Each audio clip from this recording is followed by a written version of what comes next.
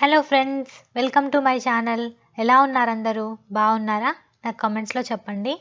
వీడియోని స్టార్ట్ చేసే ముందు మీలో ఎవరైనా నా ఛానల్ని ఇప్పుడే చూస్తున్నట్టయితే తప్పకుండా సబ్స్క్రైబ్ చేయండి.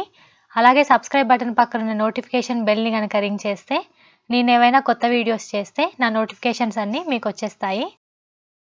ఈరోజు నేను నా మార్నింగ్ రొటీన్ని మీతో షేర్ చేసుకుంటున్నాను. ఈరోజు బ్రేక్ఫాస్ట్కి అయితే నేను ఉప్మా చేస్తున్నాను. మా హస్బెండ్ లంచ్ బాక్స్ కోసము ముల్లంగి పరోటా, దాంట్లోకి అలసందల కర్రీ చేస్తున్నాను. చపాతీ చేసుకోవడం కోసము పిండి కూడా రెడీగా పెట్టుకున్నాను. ఈ అలసందల్ని ముందు రోజు నైటే నేను నానబెట్టుకున్నాను.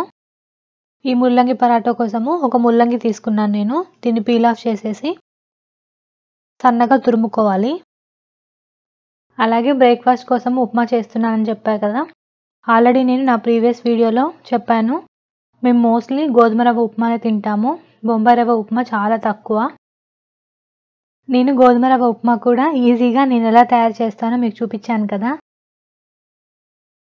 ముల్లంగి నేను ఇలా సన్నగా తురుముకున్నాను. ఇప్పుడు దీన్ని కొద్దిగా ఫ్రై చేసుకుంటాను. కావాలంటే దీన్ని డైరెక్ట్గా కూడా చపాతీ పిండిలోకి వేసేసుకోవచ్చు. కొంచెం పచ్చివాసన వస్తుంది కదా, అందుకని నేను కొంచెం ఫ్రై చేసేసి కలిపేస్తాను. ఈ ముల్లంగి తురుములోకి కొద్దిగా వాటర్ వేసుకొని కొంచెం పసుపు కూడా వేసేసి మూత పెట్టుకొని ఒక 5 నిమిషాల పాటు ఉడికించుకోవాలి.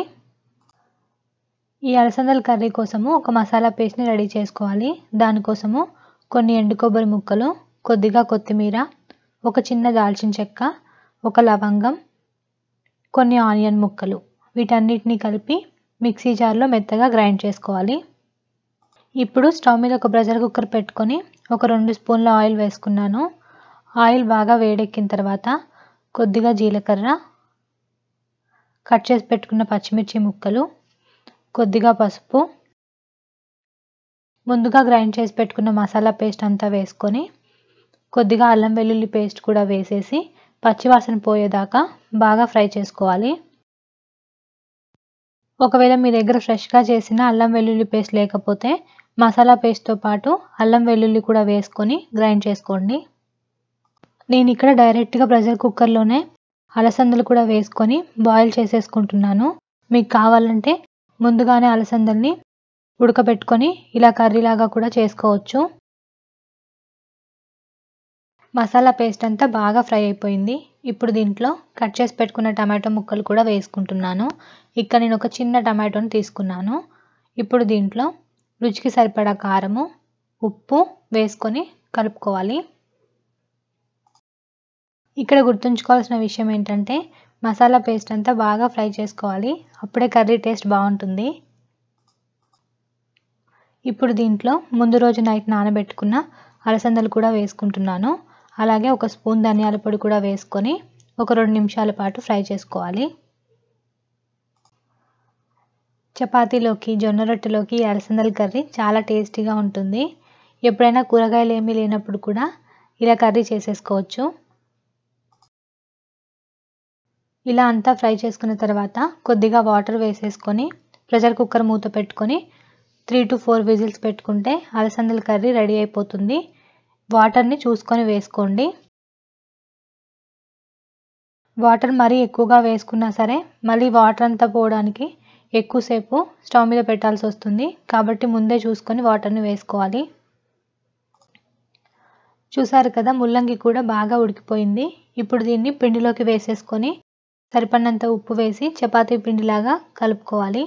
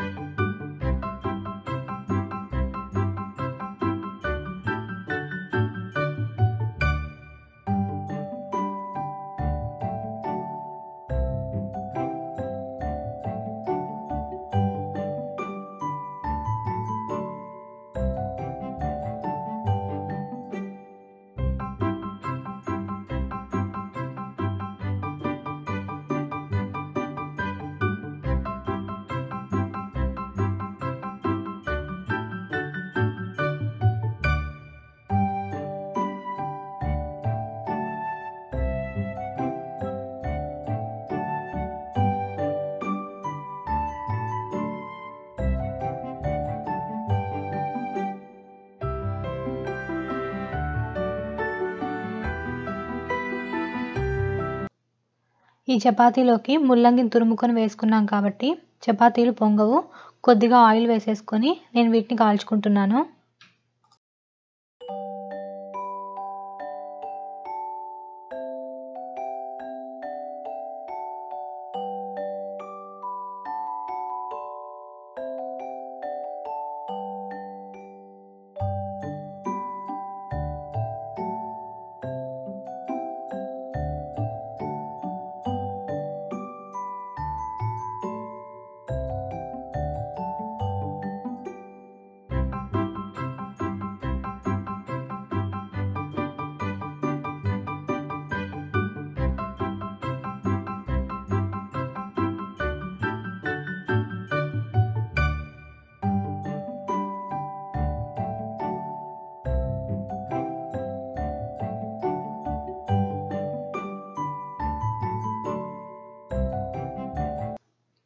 ఇలా నేను చపాతీలన్నిటిని చేసేసుకున్నాను. ఈలోపు ప్రెషర్ కుక్కర్ విజిల్ కూడా వచ్చేసింది. చూసారు కదా అలసందలు ఎంత బాగా ఉడికిపోయాయో. వాటర్ కూడా కరెక్ట్గా సరిపోయాయి. ఇప్పుడు దీంట్లో కొద్దిగా కొత్తిమీర వేసుకొని ఒక 2 నిమిషాల పాటు ఫ్రై చేసుకుంటే వేడివేడిగా అలసందల కర్రీ రెడీ అయిపోతుంది. చాలా సింపుల్గా చేసేసుకోవచ్చు. చాలా టేస్టీగా కూడా ఉంటుంది. ఈ రెసిపీ కనుక మీకు నచ్చితే తప్పకుండా ట్రై చేసి ఎలా వచ్చిందో నాకు కామెంట్ సెక్షన్లో చెప్పండి. ఇదండి ఈరోజు వీడియో. ఎలా అనిపించింది మీకు? వీడియో నచ్చితే లైక్ చేసి కామెంట్ చేయండి. Thanks for watching. మళ్ళీ ఇంకొక మంచి వీడియోతో మీ ముందుకు వచ్చేస్తాను. బాయ్. Take care.